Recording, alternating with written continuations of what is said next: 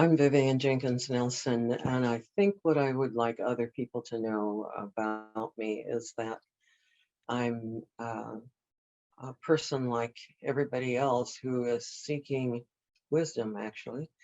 And so I've spent most of my life in academia and also in the real world trying to make peace between the races. That's been my calling. So I, together with my husband, started an institute called the Interrace Institute, where part of our mission is seeking peace between the races. And so we do teaching, which is my calling, and learning, which I'm still learning every day, um, to try to move the needle ahead. And that's what I hope folks will be interested in. I'm a spiritually based person, and I believe that we are basically good people. So that's it.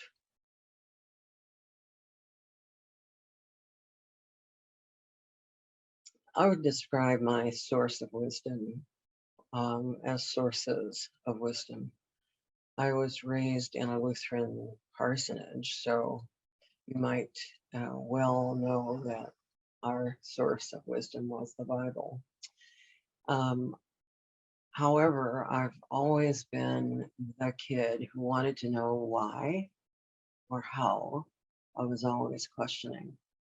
And so my best friend in high school, who is at this moment dying, she and I were the youngest kids in the high school.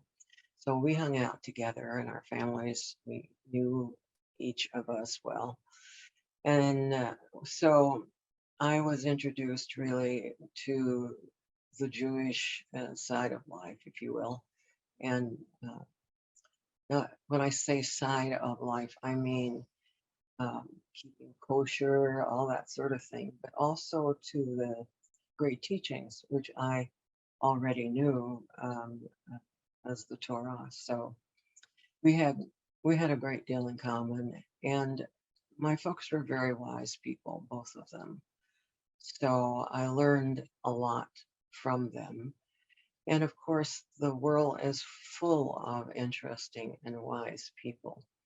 And I have to say that at least a handful, I can name at least still 5 high school teachers who were very wise and who cared about me and who I went back to see, as many of us do, um, during other periods of my life. Also, my husband was a very wise man, and in tandem, we made a pretty good pair of people with very different views on things and similar views on a lot of things. And life has been a great teacher for me. Other people, everybody who comes into my life teaches me something, and also world events. Um, we are now looking at um, the worst, some of the worst depravity in our lifetimes since I've been alive. So even those horrible things, wars in various places, I read the last time I was looking at this that there were over 40 wars going on in the world, and most of them were religious. So starting out as a religious kid and seeing all the good, I've also now seen all the bad. And if not all the bad, a lot of it, let's put it that way. And so all of that um, teaches me about how we're all made alike and how um, similar I am to those people who are at war.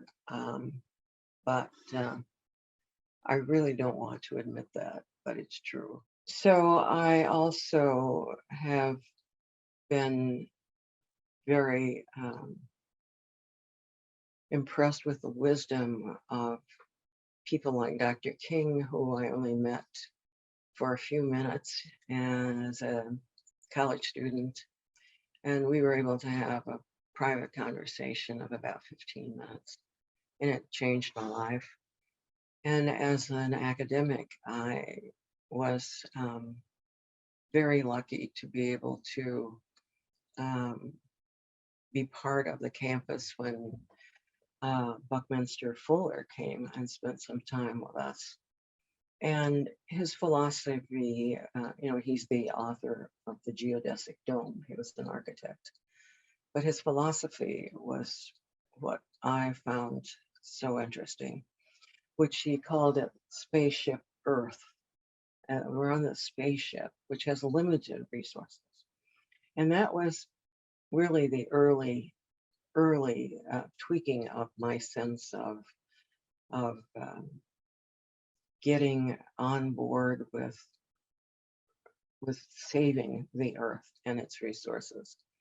And he used to talk about how humankind had to work as a team to do this. So I'm thinking too of my friend Rosalie Majo, who wrote a book of all the wisdom of women. It's huge, and I just read that, but she herself was probably one of the most wonderful and thoughtful people that I've ever known. Oh, my vision for peace is that wars will cease on the earth. That's the external. I think that peace means that no one is hungry, no one is homeless, that we all have enough to satisfy our physical bodies. But peace also means, to me, an internal quiet, an internal passion for something. The quiet is something that I came to really value during the pandemic. My life has been rushing here, rushing there, just reading so that I could keep up with my courses. And I'm like, this is not really the way I like to do things. And so I take retreats and I do this and that. And then it always ended up that I was back racing again. And the pandemic forced me to sit still. And so working at peace within became absolutely more possible for me. And for me, I spent some time at the UN some years ago, and with the Decade of Women. And I ended up also understanding how many women in the world are forced into illiteracy. So for me, peace would mean everybody can read. So I'm fairly practical, except for the spiritual side. I feel it's however you find it, wherever you find it.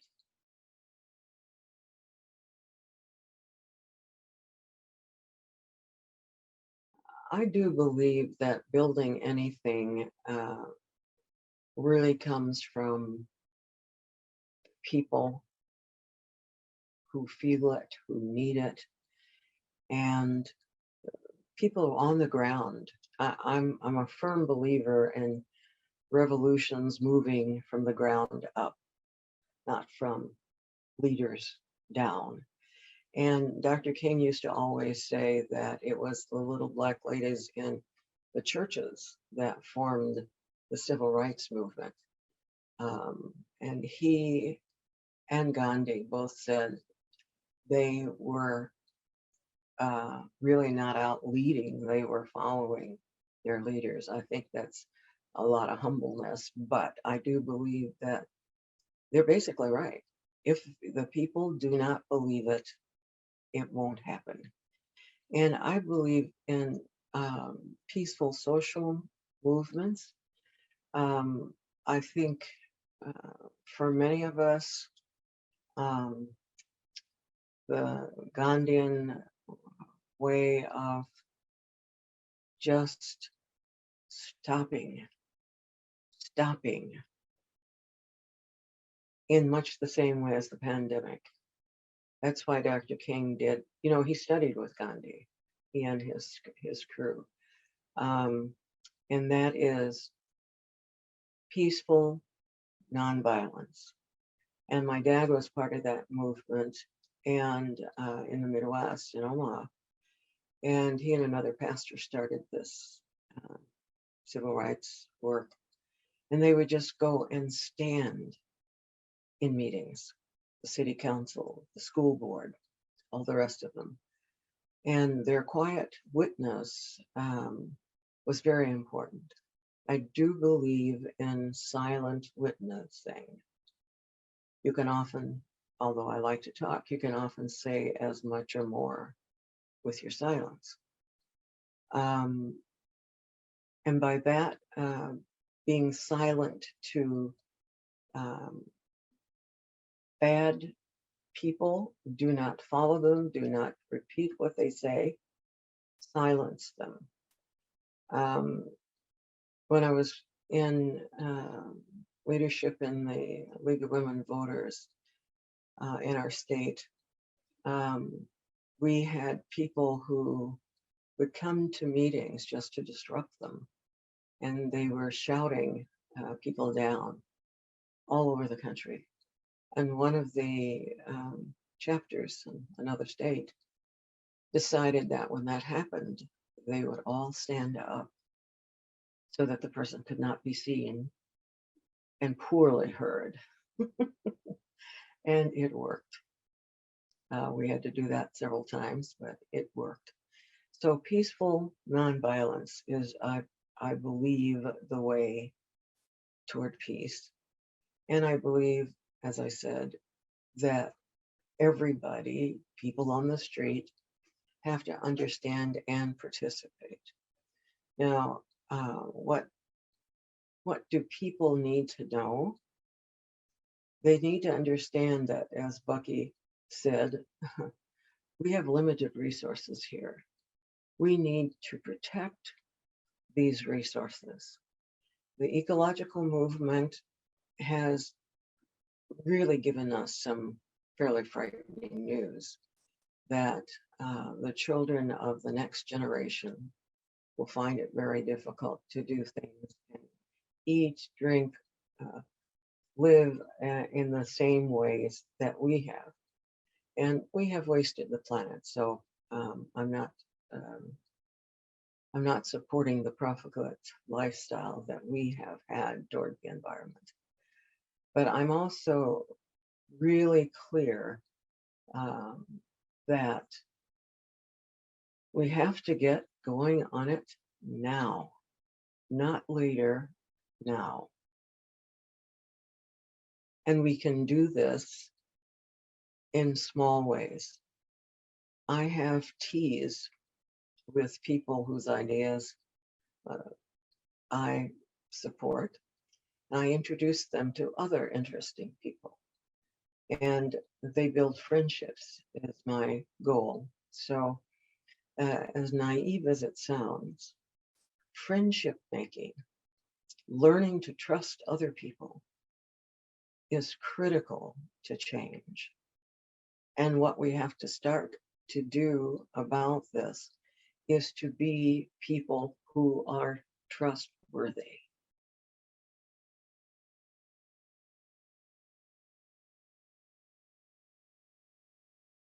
Well,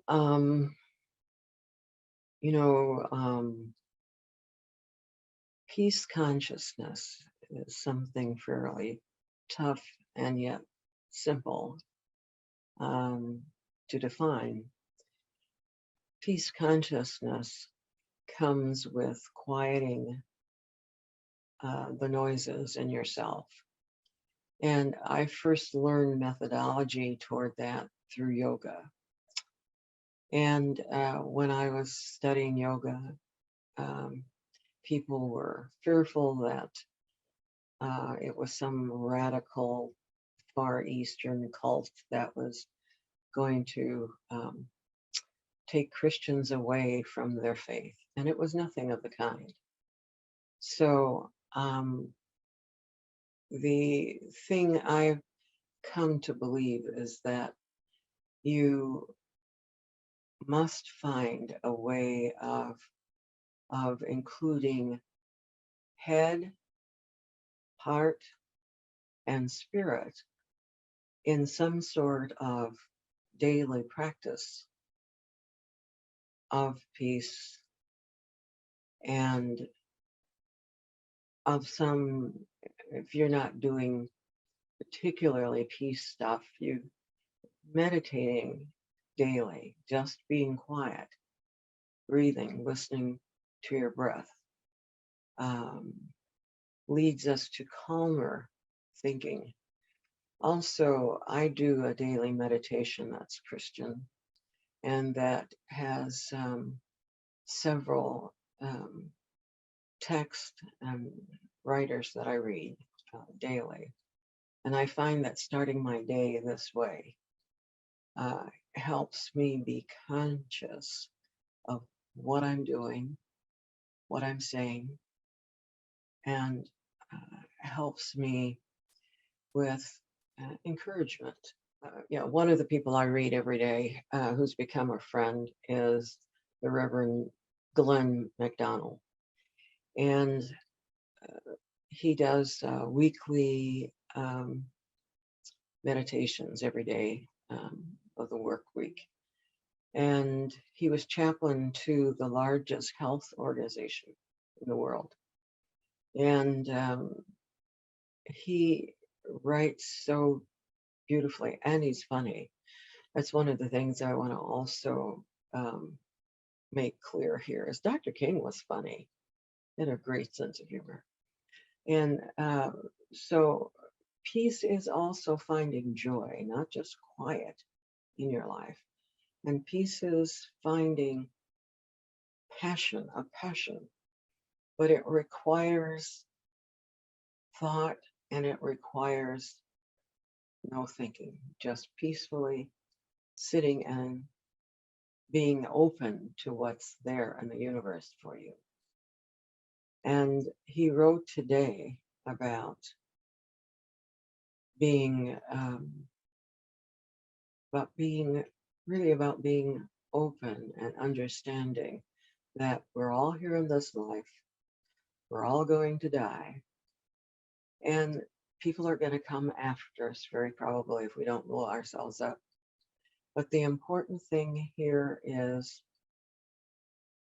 what you do for others. And if you're cabbie, be a good cabbie. So follow your passion.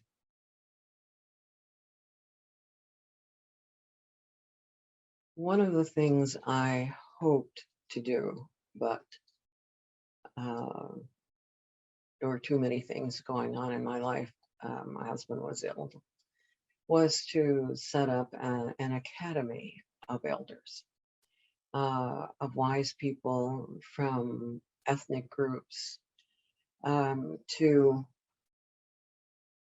really speak to, to meet together regularly, just in my town, to share wisdom from their different backgrounds and perspectives, and to also speak to things that are happening in the day, so that as the newscasters rush off to see this guru or that guru, as they call them, political gurus, they would also visit the elders who would have something to say about the events of the day. So since I never got that done, I'm suggesting that you find an elder or two to regularly meet, to have tea, to talk about things, to just be. But I really believe that wisdom isn't only what you can do, but it needs other people in your life, and particularly intergenerational. Find yourself an elder.